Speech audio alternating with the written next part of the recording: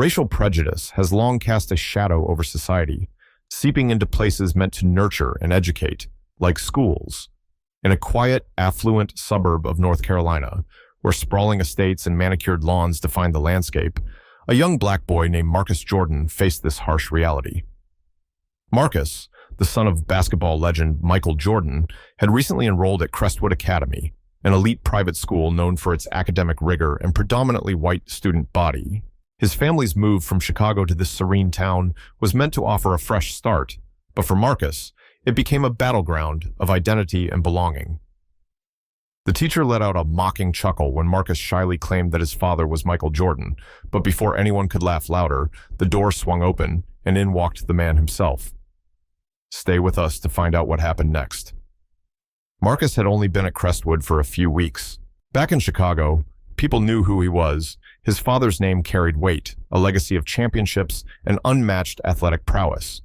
But here, in this pristine town where wealth whispered rather than shouted, he was just the new black kid in the back row, his dark skin a stark contrast to the sea of pale faces around him.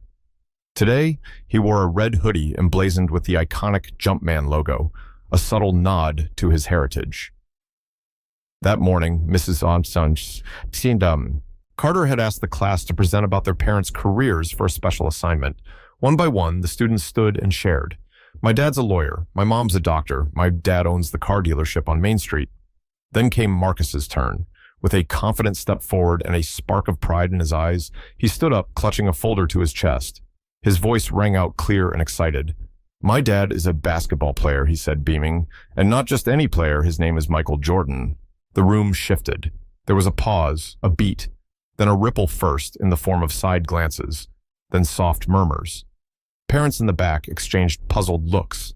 A few kids leaned toward each other, whispering and smirking. Someone let out a short, doubtful laugh that was quickly stifled. The energy in the room had changed, but Marcus didn't seem to notice at first, too caught up in the pride of the moment. He's working on a new project with Nike right now, he continued, opening his folder. I brought pictures from his last visit to the headquarters. This one's from when he was designing the new Air Jordans. But just as he reached to show the photo, Mrs. Carter interrupted with a raised palm and a smile that teetered between disbelief and forced patience. Marcus, she said slowly, this isn't the time for stories. We're sharing real careers today. I am, Marcus insisted, his smile faltering, but his voice still trying to hold strong. He's my dad. Mrs. Carter sighed, her tone shifting to something colder. I know Michael Jordan is your hero, and he's an incredible figure to admire, truly. But come now, Marcus, let's not confuse admiration with reality. He's a famous athlete, and you're not like him. You don't even look like you belong in his world. The whispers in the room surged louder, as if her words gave permission to mock. Laughter bubbled in little bursts across the room. Someone from the middle row muttered, maybe he doesn't even know who his real dad is, another kid added with a snort. Probably some deadbeat, and that's why he's making stuff up. You know how black kids are, they don't fit here. Marcus's face flushed crimson. He spun around, his eyes filling with tears. That's not true, he shouted. Michael Jordan is my dad. I'm not lying. His classmates only laughed harder, the sound cruel and cutting. Then where is he, huh? One of them sneered. Dunking on someone or dodging child support? I'm telling the truth, Marcus screamed, his voice cracking as tears finally spilled down his cheeks. He's really my dad. Why won't anyone believe me? Mrs. Carter's face turned stern, her voice snapping through the air. Enough, Marcus, that's enough. Sit down this instant. This behavior is unacceptable. The room went dead silent again, but not the kind that brought peace. Marcus stood in the middle of it all, his fists clenched, his heart pounding in his chest, tears streaking down his face. In that moment, surrounded by disbelief, mockery, and the sharp sting of humiliation, he had never felt more alone. As Marcus made his way back to his seat, his cheeks burned with shame, his heart pounding beneath the weight of every sideways glance and whispered snicker. The classroom felt colder somehow, like the walls themselves had turned their backs on him. No one, not even Marcus, knew that the principal had quietly arranged for a surprise guest to speak at the school that day. That guest, by a strange twist of fate, had chosen this moment to make an appearance. Just as Mrs. Carter called out the name of the next student, the door swung open with a soft creak. Standing in the doorway was a tall, commanding man with a crisp blazer, well-worn sneakers, and an unmistakable presence that seemed to shift the air itself. His bald head gleamed under the fluorescent lights, and his eyes carried a quiet intensity. Behind him, the principal entered, beaming with barely contained excitement. "Sorry to interrupt, Mrs. Carter," the principal said, his tone polite but firm. "Our special guest arrived a bit earlier than expected. Everyone, I'd like you to meet Mr. Michael Jordan, basketball legend, entrepreneur, and motivational speaker." The classroom fell into stunned silence, not a breath, not a whisper, just wide eyes and dropped jaws. Mrs. Carter's complexion drained of color, her expression contorting into something between disbelief and dread. Her gaze shot from Michael Jordan to Marcus and back again, the truth slowly dawning on her like a storm rolling over the horizon. As for Marcus, across the room, his lips curled into a slow, sure smile. As soon as their eyes met, Michael could tell something wasn't right. He recognized that look on Marcus's face, part relief, part fire, the kind that only showed up when someone he trusted had been made to feel small. Instead of pressing him with questions, he offered a calm nod, then turned to face the classroom with an easy smile that held quiet weight. "Hey there," he said, his voice smooth but steady, cutting clean through the tension like a perfectly executed jump shot. "Name's Michael Jordan. I drove over from Charlotte this morning to make it here. Would have flown if I had to. I wasn't about to miss this day with my son." Gasps rippled through the room. A few kids literally stood up. "No way," someone whispered. "Is that really Michael Jordan?" Phones were whipped out, mouths hung open. Even the walls seemed to lean in closer. In the middle of the shockwave stood Mrs. Carter, frozen like someone had pulled the plug from her spine. Michael glanced back at Marcus. His cheeks were red, but his eyes now burned with something stronger, pride. He stepped forward slowly, dropped his leather bag on the table with a satisfying thud. "Before I dive into stories about the NBA or building a brand, how about some questions? Anyone want to know what it's like winning 6 championships or designing the Air Jordan line?" Hands shot up like popcorn. Michael was about to pick one when a voice cut through the chaos, sharp and careless. "Hey, Mr. Jordan," a boy in the third row called out. "If you're his dad, how come he's, black like that? Did you adopt him or pick him up off the street or something?" The room went ice cold. Marcus froze, his breath catching in his chest. Even the teachers looked stunned, eyes flicking between the boy and Michael. Michael slowly turned to the student, his expression unchanged, but the air around him seemed to tighten like a coiled spring. He walked toward the boy, not fast, but firm, every step echoing like a countdown. Then he stopped just a few feet away, looked him dead in the eye, and said, low and clear, "Son, I've faced down the best players in the world and built an empire from nothing, but you're about one sentence away from learning what it feels like when I shut down nonsense." The boy blinked, color draining from his face. Michael's words hung in the air, then he added, "Now listen close, because I'm only saying this once. Yes, Marcus is my son, my flesh and blood. I raised him, taught him how to shoot a free throw, how to stand tall, and how to never let anyone tell him he doesn't belong." The room was dead silent. Michael's voice softened just slightly, but it carried more weight than ever before. "His mother and I brought him into this world, and I've been proud of him every single day since." He looked back at the boy, his voice cool, but edged with something sharper. "And just so we're clear, I heard you earlier, the stuff you said under your breath about black folks, about Marcus. That stops today." The boy squirmed in his seat. Michael took one step back, gaze still steady. "You've got a choice to make. You can grow up, get smart, and treat people like they matter, or keep running your mouth until the world shows you how small it really is." Then he turned to the rest of the class, his voice lifting with new energy. "You want to know what makes a champion? It's not just someone who scores points or wins rings. It's someone who shows up, who stands for something, who fights for what's right even when it's hard." He gestured toward Marcus. "He's my son, and if any of you had half the heart he's got, you'd understand what real strength looks like." No one spoke. Even Mrs. Carter looked like she wanted to disappear. Michael straightened up, offered a grin that still had steel in it. "Now then, who's ready to learn how to shoot like a Jordan?" And just like that, the air shifted. Respect returned to the room, not out of fear, but awe, the kind earned only through truth, courage, and a voice that knew when to stay calm and when to strike. Before he got started, he said, voice calm but coiled with energy, "Anyone got questions about basketball, business, or what it was like playing against Magic Johnson? The class nearly exploded, hands shot into the air, kids whispering frantically to each other. A boy in the front row leaned toward his friend, whispering, "I watched the '91 finals with my dad last night." Mrs. Carter cleared her throat awkwardly, trying to regain some control. "What a surprise, Mr. Jordan," she said, clearly rattled. "We didn't realize Marcus was just telling us about you for this assignment." Her words stumbled out, barely hanging together. Michael nodded slowly. "Is that so?" he said, calm but razor-sharp. "And what exactly did you say?" Mrs. Carter froze, eyes darting nervously, his presence now anchoring every gaze in the room. "Anyone want to share what they heard?" A boy raised his hand hesitantly. "The teacher said Marcus was making it up," he muttered. "Said no way his dad could be Michael Jordan." Silence fell again, thick, awkward, cold. Michael didn't blink. He simply opened his bag and started pulling out memorabilia photos from the Bulls championship runs, an old jersey, a signed basketball, and a sleek box with the Air Jordan logo stamped on it. "Well," he said, laying them out, "I guess it's time for a little reality check.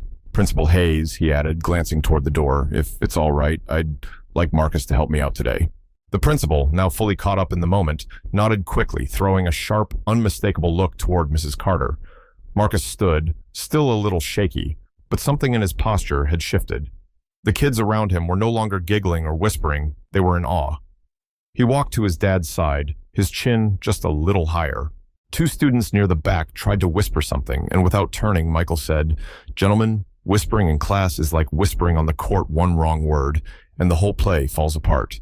If you've got something to say, speak up or zip it." The boys shut their mouths instantly, faces flushed. Michael fired up a presentation on the screen clips of him soaring for dunks, outmaneuvering opponents, scenes from iconic games, and images from his business ventures with Nike. "This here," he said, pointing to a grainy photo, "was taken during my rookie year with the Bulls. Before the fame, before the rings, I was just a kid learning how to compete and how to lead." He glanced around. "See, people don't get to tell you what's too big for your life. They don't decide who you are or what you're capable of. That's on you. My son knows that, even when he's the only one in the room who does." For the next while, father and son delivered a tag team presentation that blended basketball stories, lessons on perseverance, and insights about building a legacy. Laughter returned to the room, so did respect. At the end, Michael turned toward Mrs. Carter. "Ma'am," he said, "I assume you believe in teaching kids to check facts before jumping to conclusions." She nodded, stiff and pale. "Good," Michael replied, "because skepticism is healthy, but there's a difference between asking questions and assuming someone doesn't belong. One leads to knowledge, the other," he looked directly at her, "that leads nowhere. Jumping to conclusions without facts is one thing. Acting on them without reflection, that's a whole different kind of mistake." Principal Hayes cleared his throat, clearly not amused.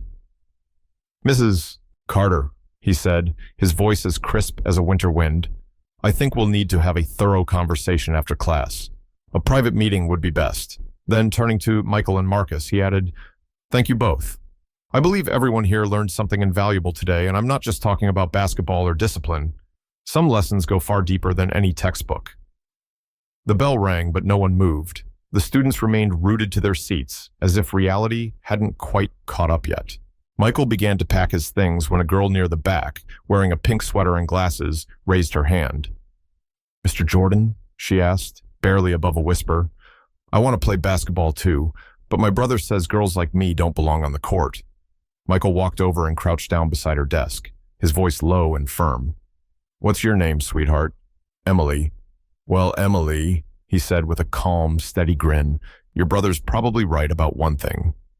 It is tough. But toughness doesn't scare us, right?" He paused, looking her in the eye. "People like us were made for tough." Michael stepped forward, his presence commanding instant attention. The room hushed, kids leaned in, even the teachers stood straighter. "I've played in championships, built a brand from the ground up, starred in movies," he began, voice steady. "But let me tell you something I've learned the hard way. It takes more courage to be yourself than to hit a game winner." He let that hang in the air for a beat, then continued, eyes sweeping across the room, locking on to the few kids who still looked unsure. "Some people will try to tell you that because you're different, because of your skin, your background, you need to act a certain way. Stay quiet. Stay small. Stay out of their spaces. He paused, his voice turning hard as iron. Well, I've got news for anyone who still thinks like that. The strongest people I've ever met didn't fit in someone else's box. Teammates who fought through injuries, kids who chased dreams when everyone said they couldn't, parents working double shifts to give their families a shot. You don't belong on the sidelines. You belong wherever you choose to be. On a court, in a boardroom, running your own life. He looked over at Marcus and smiled. You don't have to choose between being strong and being yourself. You're allowed to be all of it. Don't let anyone hand you a box and say, this is your place. If you can shoot a jumper, you can build a future. If you can raise your voice, you can change the game. Never let the world shrink your dreams to fit their comfort zone. A few parents blinked back tears. A boy in the back clapped, then another, and soon the entire room broke into applause, the kind that echoes in bones and sticks to memory. Emily turned to Marcus, whispering, that was the coolest thing I've ever heard. Marcus grinned. He didn't just feel seen, he felt heard. Then, turning back to the class, Michael added, Marcus and I are starting a basketball clinic right here at Crestwood. Everyone's welcome. Emily's face lit up like a summer sunrise. As the students slowly gathered their things, Mrs. Carter stood frozen, her face drained of all color, as if reality had finally slapped her across the face. Standing beside his father, Marcus felt a swirl of emotions, relief, validation, lingering hurt, but also something unfamiliar and empowering, like he'd just stepped into his own strength. When the classroom finally cleared, Michael turned to Marcus. I'm proud of you, he said, resting a hand on his shoulder. You told the truth when it would have been easier to just sit down and stay quiet. Marcus hugged him tightly. But how did you know what happened? He asked. Michael gave him a knowing smile. Because I've been in your shoes, Marcus, more times than I care to count. His voice carried the gravity of battles long fought, on the court and off. And I know that look, the one you get when the world tells you you're not enough. I see it in the mirror every time someone tries to box me in. What neither of them knew was that this moment was just the beginning. Crestwood was about to learn a hard truth. Underestimating a Jordan wasn't just a mistake. It was the kind of miscalculation that left a lasting impact. In the days that followed, Michael's visit stirred up every hallway in the school. Whispers flew, lines were drawn. Some parents defended Mrs. Carter, calling it a misunderstanding, while others were outraged at how Marcus had been treated. At the center of it all, Marcus kept moving forward, even when the murmurs followed him like shadows. But his story didn't end with a moment of redemption. It was only the beginning. Later that evening, while the sun dipped low over the rolling hills of North Carolina, Marcus sat beside his father on their back deck, legs swinging over the edge of the wooden steps. Dad, he said hesitantly, there's this basketball tournament coming up. I want to compete. Michael glanced down at him, his signature calm smile spreading across his face. You serious about it? Marcus nodded. I want to try, really try. Michael gave him a long look, then said, all right, let's do it, but you're going to train like a champion. What Marcus didn't expect was Emily, the girl who'd once avoided him in the halls, to approach him the next day and say, I heard you're signing up for the tournament. I've always wanted to try the three-point contest. You need a teammate? Marcus hesitated, then nodded slowly, and just like that, the unlikely pair signed up together. From that point on, Michael trained them every afternoon. The garage became their gym hoops mounted high, the floor marked with tape, and Michael's voice echoing with steady discipline. Day after day, the two kids showed up, bruised but determined, learning footwork, shots, breathing, and teamwork. Michael never went easy on them, but his presence, firm, fair, unwavering, pushed them through the sweat and exhaustion. As the tournament approached, so did something else: trust. The space between Marcus and Emily slowly closed. Where there had once been awkward silences, now came shared laughter. On one particularly grueling afternoon, they both collapsed onto the floor, gasping for breath. Marcus looked over and groaned, I think I left my legs somewhere around the third drill. Emily burst out laughing. Tell your legs mine say hi they gave up after the warm-up. They lay side by side, sweat dripping, arms draped over their eyes, giggling like old friends. Michael stood quietly in the doorway, arms folded, watching them with quiet satisfaction in his eyes. The training was working, but something more important had taken root too. Not just skill, not just discipline, but a bond, a friendship forged through grit, sore muscles, and shared dreams. And Michael, the man who once silenced a classroom by simply walking in, now stood smiling, not because they were winning games, but because they were becoming something far greater, a team. The day of the tournament arrived with the buzz of adrenaline in the air and the sound of sneakers squeaking on polished gym floors. Rows of bleachers lined the edges of the arena, filled with families and coaches shouting encouragement. Marcus and Emily stood side by side in their matching jerseys, their faces set with quiet focus. Michael, despite wanting nothing more than to be right beside them, stayed hidden in the crowd, disguised in a hoodie and cap, seated high up in the stands. His presence could have drawn too much attention, and this day wasn't about him, it was about them. The early rounds came fast and fierce. Marcus and Emily moved like they were extensions of the same rhythm, dribbling, passing, shooting in sync. But during one match, they came face to face with a pair of boys from a rival team. From the start, something was off. One of them sneered at Marcus, "Didn't know they let kids like you in here." The other laughed, "This ain't the projects, kid. You better hope your little hoop dreams carry you away when we're done with you." Marcus's jaw tightened, but he said nothing. Michael's words echoed in his mind. "Let your game speak louder than your anger." And so he did. They played with everything they had, shot by shot, pushing through, matching strength with skill, heart with fire. When they landed the final play, a perfect pass from Emily to Marcus for a game-winning three-pointer, the crowd burst into cheers. Marcus and Emily high-fived, chins high, then walked off the court with steady steps. They were going to the finals. The championship match began under the hot glare of the overhead lights, tension crackling in the air. Marcus's opponent was fast, skilled, and clearly playing to win at all costs. Then it happened, a cheap, illegal shove when the ref was distracted. A sharp pain shot through Marcus's ankle as he collapsed, clutching it. Silence fell across the gym like a curtain. Emily dropped to her knees beside him.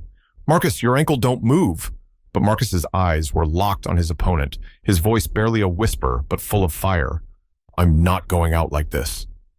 Slowly, painfully, Marcus pushed himself up, balancing on one leg, his injured foot barely touching the floor. The crowd began to stir, whispers turned to murmurs. He took a breath, then another. In his mind, he could hear Michael's voice, steady and sharp. "When you've got nothing left, give them the one move they'll never forget." And then it happened. With a fierce yell, Marcus exploded forward, pivoting on his good leg, driving to the hoop, and sinking a layup that seemed to defy gravity itself. The ball swished through the net with a sound that exploded through the gym. The crowd erupted like a bomb, going off cheers, gasps, screams of disbelief. Coaches leapt to their feet, parents covered their mouths. The referee rushed in, threw up his arms and pointed. "Victory!" Emily ran to him, catching Marcus just before he collapsed again. They fell into each other's arms, laughing through tears, overwhelmed with the noise, the pain, the glory. Only when the medics arrived did people realize Marcus's ankle was sprained. Still, he refused the wheelchair he wanted to walk. Limping, leaning on Emily, he made his way to the podium. There, at the highest tier, the two kids stood together, medals draped around their necks, bruised and beaming. Marcus raised his gold medal high above his head, the lights catching it like fire. Then he looked up toward the bleachers. There, half hidden in the shadows, Michael stood, cap pulled low, hoodie zipped to his chin, but he couldn't hide the smile. He clapped, proud and loud, his eyes shining. Marcus met his gaze, lifted his medal again, and grinned. This time, it wasn't just a victory, it was a legacy.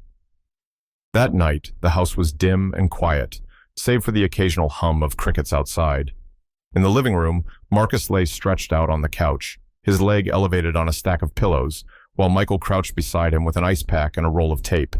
His tournament jersey had been traded for a loose t-shirt, but the stubborn pride in his eyes hadn't gone anywhere.